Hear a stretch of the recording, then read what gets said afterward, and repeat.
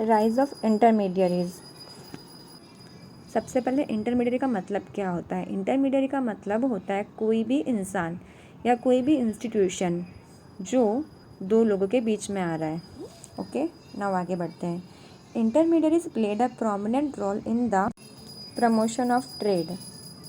मतलब ट्रेड को प्रमोट करने के लिए इंटरमीडियरी का एक बहुत इंपॉर्टेंट रोल था। They provided considerable financial security to manufacturers by assuming responsibility for the risk involved, especially in foreign trade.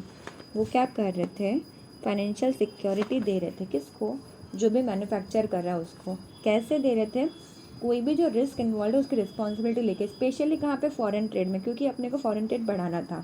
तो इंटरमीडिएट में कौन कौन आता है, commission agent, broker, distributor, wholesale और रिटेल गुड्स दोनों के जो भी डिस्ट्रीब्यूटर है सब आते हैं उसमें।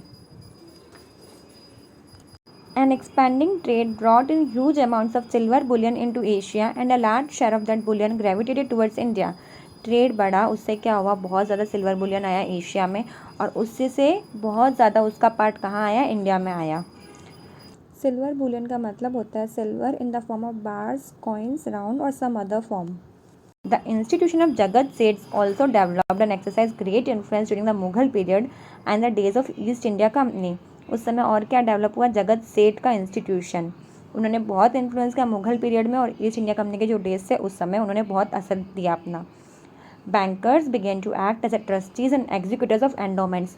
मतलब जो भी पैसे का देना करना है उसमें बैंकर क्या एक्ट करते हैं, एज ए ट्रस्टी, जो हेल्प कर रहा है, जो एग्जीक्यूट कर रहा है।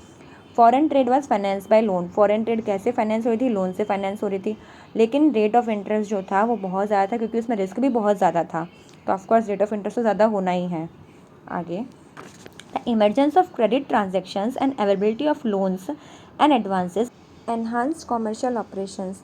मतलब क्रेडिट ट्रांजेक्शन्स बढ़ते गए, लोन्स और एडवांसेस मिलते गए, इस वजह से कॉमर्शियल ऑपरेशंस भी बढ़ते गए।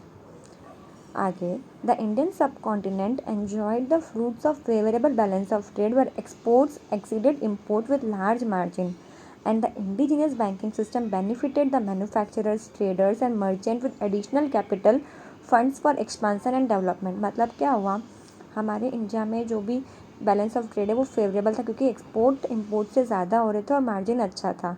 और ये जो बैंकिंग सिस्टम था उसने किसका किसका फ़ायदा करवाया, मैन्युफैक्चरर का, ट्रेडर का, मर्चेंट का, सबको ज़्यादा कैपिटल मिल गया और एक्सपांड करने के लिए और डेवलप करने के लिए।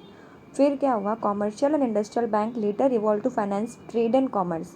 जो कॉमर्शियल और इंडस्ट्रियल बैंक है उन्होंने किसको फाइनेंस किया, ट्रेड और कॉमर्स को। And agriculture bank to provide both short and long term loan to finance agriculturist. Agriculture bank किसको प्रोवाइड कर रहे हैं finance, short and long term loan किसको दे रहे हैं, टू एग्रीकल्चरिस्ट्स, मतलब कि जो एग्रीकल्चर से रिलेटेड काम कर रहे हैं उनको। तो यहाँ पे ये टॉपिक ख़त्म होता है, राइज ऑफ इंटरमीडियरीज।